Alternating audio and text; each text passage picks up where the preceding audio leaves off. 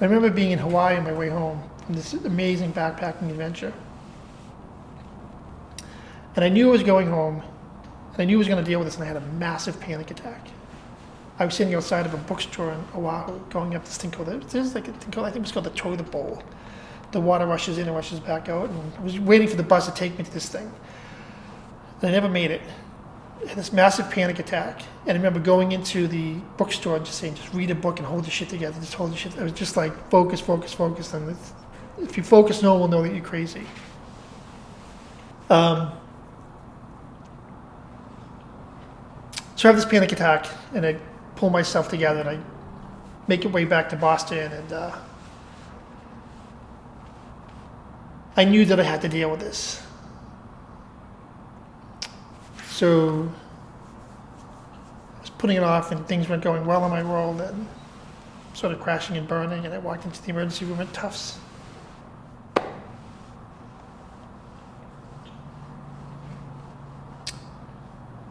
It was one of these things where you either kill yourself.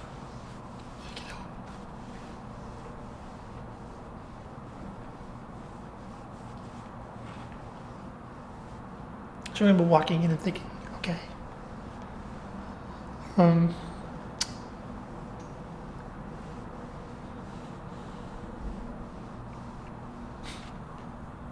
It's funny, so I walked in and just asked for help.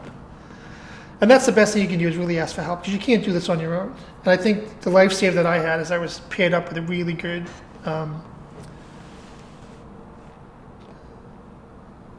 mental health professional. His name is Dr. John Van Pruitt. He was awesome. He is awesome. But I spent years on the couch, tens and tens of thousands of dollars, trying to sort this shit all out.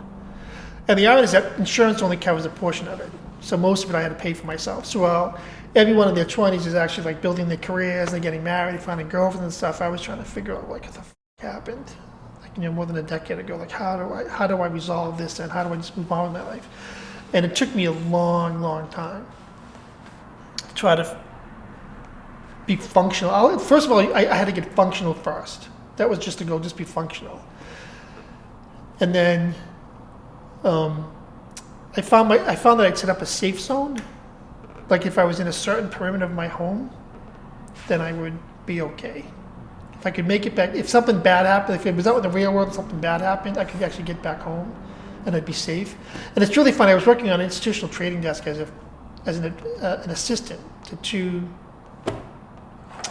they were called repos or repurchase agreements. We'd be doing billions of dollars a day. Like it was on the phones, like on Wall Street, the movies. I was doing all this crazy stuff, and it was a great place to work. But I would literally go to work during the day, like it started at 7, and at noon I would run to the analyst office, lay on the couch for an hour, 50 minutes, and I would bolt back. And I did this for years.